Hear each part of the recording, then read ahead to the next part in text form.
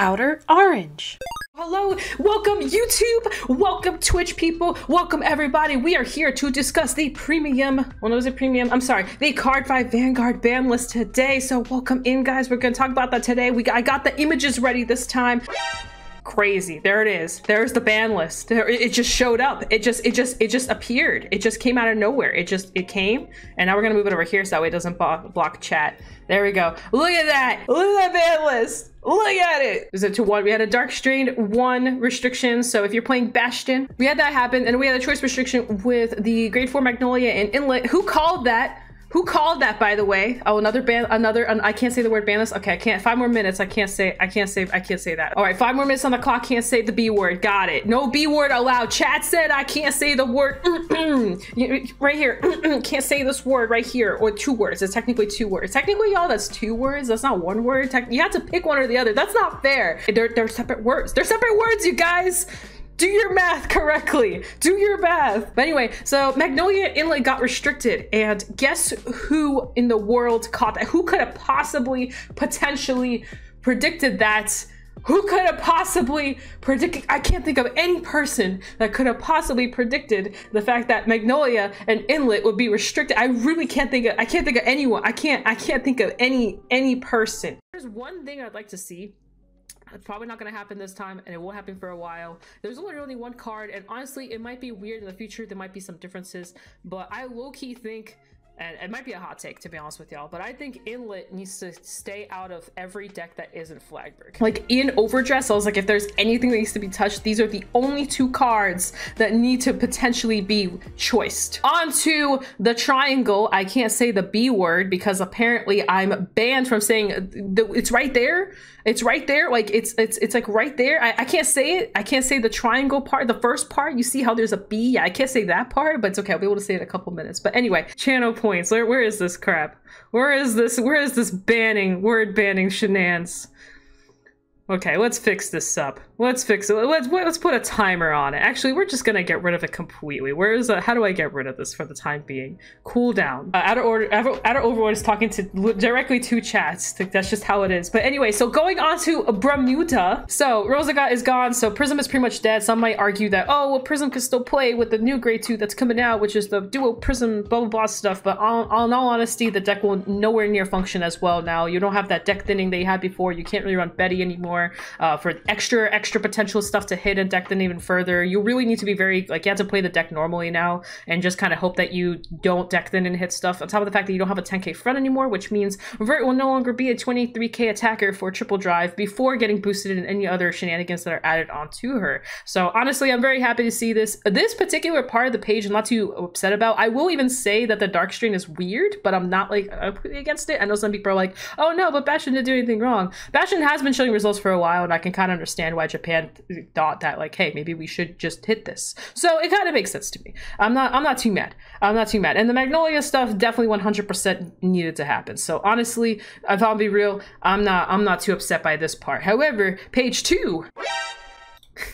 So premium, if you guys are aware or may not be aware how premium works, there was kind of like some main 2 decks, couple, but the ones that people were constantly like kept going on and on about is obviously Mega Colony and Pale Moon. And weirdly enough, those are definitely the top discussed decks. So everyone's like, oh my gosh, the dolls are strong, the bugs are strong, I can't play the game, I got dusted, wham. So people really wanted these 2 decks to be hit kind of more sooner than later. And actually, I would even say the dolls hit probably should have happened a little bit earlier. So it kind of makes sense that we got specifically Pale Moon and Mega Colony that got touched. However, they got touched in kind of weird ways. The Mega Colony one's not too bad, but the Pale Moon one is very strange. For those of you guys that don't know what this stride is doing, or maybe wondering why specifically this stride got chosen. Now, granted, this is actually something someone else told me. I haven't touched dolls in a little bit, to be honest, and this is more of an expert kind of topic, like meaning like if you play dolls a lot and you know how dolls work, and you're not just playing it because like, ooh, because it's meta. If you actually understand the deck really well, you'll sometimes on a very rare occasion go into this hairy stride that's right up here. And the reason being is that there's certain matchups where you have to go into this stride over other ones based off of the fact of how it sucks stuff in and brings stuff out. But also if you think like the Wesley combination will work as well, or if there's certain triggers or elements that you know might activate in a certain way, so you may want to go into this stride over the other stride, it'll kind of help you in some weird situations. It is a weird hit. There is some reasoning behind it, but it's not enough to Like, no one was saying hit the Harry stride at dolls or hit the Harry stride because of Harry. Like, no one was saying that, but for some reason they decided to hit it. And I believe that nothing that's come out recently, at least as far as my awareness at Pale Moon or whatnot, I don't think anything in there was really pushing the stride with the Alice in a certain way. So it is kind of weird. Keep in mind, dolls is restricted to the Workroid archetype, so they can only run certain things anyway. So killing off the main engine that they have is just overall better. But they just chose not to do that. Going on to bugs, because someone was asking earlier why the dragon got touched or what happened, what was going on with the dragon. So Ruination is a card that says on place, you play any order from drop for free. So any order you want in the world, whatever orders in your drop, you can just play for free. It's your choice. It was just meant for mainly the Zorka stuff and all that kind of cycling stuff. But of course, you can play it in premium. So somebody in premium, yeah, there's a card named Book. Well, it's not literally named Book, but it just looks like a book. There's an order named Book. It says Counterblast 3, Soul Blast 3, draw 3 cards. Your front row gets 10k. Or you pick 3 units and give them 10k. But essentially in this deck, you just give your Vanguard and your 2 rears the 10k. Like, obviously you're just gonna pick them. But anyway, so that was, you can play that order specifically for free with this card. And the other issue with this card is that it is a persona riding card. So on first turn you can ride it and then, you know, do nothing. And then next turn you can persona ride, get an extra 10k, and then draw a card, and then use the order scale to then draw 3 more cards and get another front on top of that. So it's pretty brutal.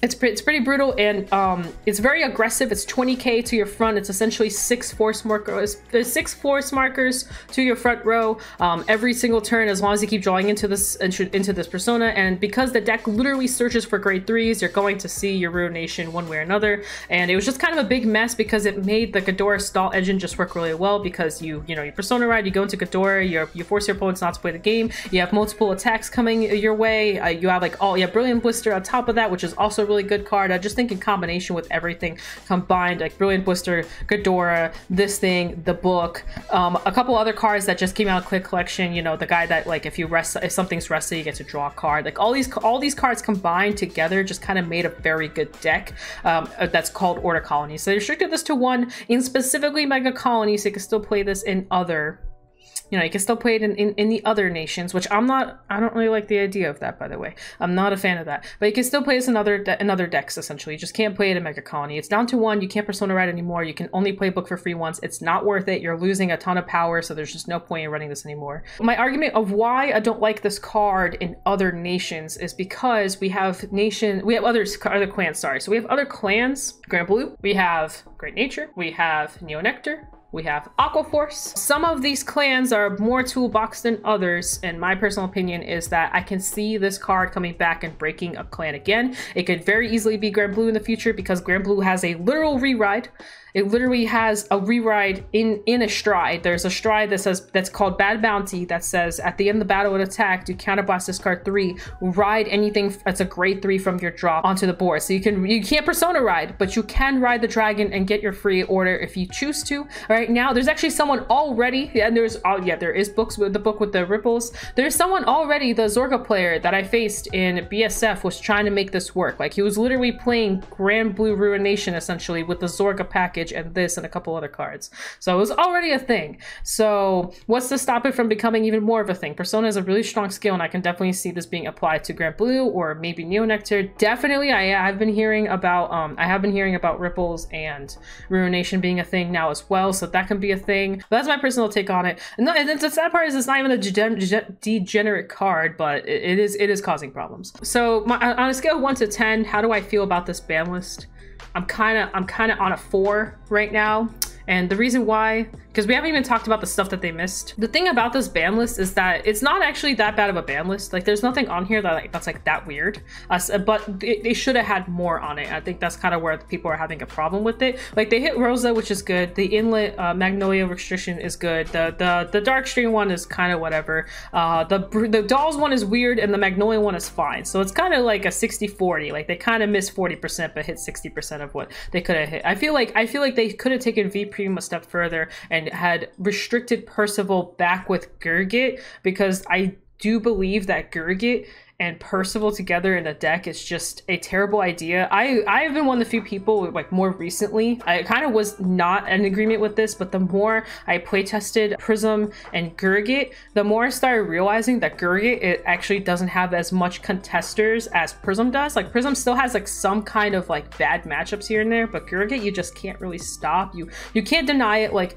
you can't deny it. Because they have plenty of counterchargers. They're gonna draw through all their stuff, so they're gonna see all their pieces. Some will argue like, oh, Percival is a one-of. It is insanely easy to find. Even without Percival, if there are games you don't see Percival, you'll actually still see yourself succeeding. I've had plenty of games where I don't see Percival, and for some reason, I'm like this going, I won the game. I don't really know what I did, but I swung face and I won the game. Oh, you didn't have enough to guard 44k. Crazy. Oh no, Max Slash did his thing. Crazy. Like, it's just crazy how aggressive and oppressive the deck is. I actually, the more I tested Gurgit, the more I started realizing that Gurgit is like the best deck in the format. Prism is up there. Prism deck thins, Prism's more consistent by like a smidge. They're kind of like literally like this. There's some matchups that one favors the other, but I feel like as a Prism player, I fear the matchups I face a little bit more than if I'm a Gurgit player. If I'm a Gurgit player, I kind of don't care what my opponent's doing or how they're doing it. I just don't really care. I just care about seeing Gurgit, and that's all. If I see Gurgit and I see my 1, 2, and 3 rides, I don't really care about the rest. Like, they could have guard restricts, cool. Counterblast top 5, call whatever. Cool. Oh, you want to swing multiple times? Thank you for the damage. I'm gonna Max Slash you to death next turn. You want to deny me? That's perfectly fine too. I'll just countercharge it all back. Oh, I don't have enough hand. Let me just quickly draw it all back real quick. Oh, I want to deny my opponent. Sure thing. Let me just call out Agavale and a couple other stuff. Put everything back to soul. Bounce my cards back to hand. Like, if you really think about it, there really is no downsides. Oh no, the chicken crow thing came out. They discarded my whole hand. What do I do? Oh, next turn I swing with my Gurgit, Counterblast top 5. Get all my cards back. Like there, you just can't stop the deck. You really can't. Like, every time I think of a way where the deck gets oppressed by something, it really doesn't. It just keeps going. Like, literally the deck dies to itself. That's it. The deck dies. Whereas if I play Prism, if I feel like people are rushing me down, I get scared. If I feel like if I don't start seeing my heals, I start losing. I feel like Prism has worser matchups than Gurgit overall, but Prism is more consistent. So they're, like I said, they're kind of like this. They're like neck and neck decks. But now with Gurgit not being touched at all, I feel like that's really scary. I was actually really scared of this happening. I remember I was talking about it a couple days ago, and I was like, what's gonna happen if they don't touch Gurgit? Like, is the meta just gonna be Gurgit? Because I feel like that's what's gonna turn into. I can't think of a single deck that can oppress Gurgit fast enough, aside from like maybe Poets. And even then, if you survive Poets' turn, like, they're dead next turn. they're dead next turn. I was a little worried about this because I was thinking, I remember I was talking to someone about it, and I was like, if they don't hit Gurgit, like, what is the point of playing the Nuke collection? Like, I feel like nothing in there is just nearly as good. They're good cards, don't get me wrong, and they're good decks. Like, they're like 7 Seas and all this other stuff. Like, they're good stuff, but is it Gurgit good? Like, because you get punished really hard the minute you give Gurgit too much damage. Like, and you still get punished even if you give him less damage. And you really need to find like your killings, like your line to kill. And if you don't kill, they just kind of destroy you. And it's really scary. And if you haven't seen any of Gurgit's playing, if you haven't faced Gurgit's yet, I highly recommend you do, because he plays the deck insanely aggressively. He makes that deck turn into a turn 3 deck. So it's scary. I think this ban list is a straight 4 out of 10 oranges. In premium, the only 2 hits they could have done correctly, like to really push this to premium side to be better, was a proper dolls hit and keep the Mega Colony hit the way it is. But in all honesty, it wouldn't have fixed the meta that we're about to see in premium, and mainly because like that, unless Bushido decides to think that far ahead and choose to do that, which they weren't going to, obviously, because the cards just came out. But the new strides we just got and the meta that we're currently about to walk into in BRO in like a couple weeks is a lot scarier than what this ban list right now is showing us. Like, this is whatever this ban list would have been was not going to fix the problems that we're about to have. If anything, it keeps it more open. Like, we're about to go into an extremely strong Hanawi premium thing going on. You have to run Hanawi like at 4, because the top 3-ish decks, or the strong decks right now, are gonna be extremely oppressive. So to be honest, like, people are a little upset about premium, but it's not. the new meta isn't gonna be that fun. So like, I personally am a little scared for whatever's happening in premium, because I'm not looking forward to it. It's like Spikes and Mirakumo and Nova Grappler and like all these insanely, and Odysseus is coming. There's just a lot of aggressive first stride decks that are coming, and you're just kind of auto lose against them if you don't see Hanoi in time.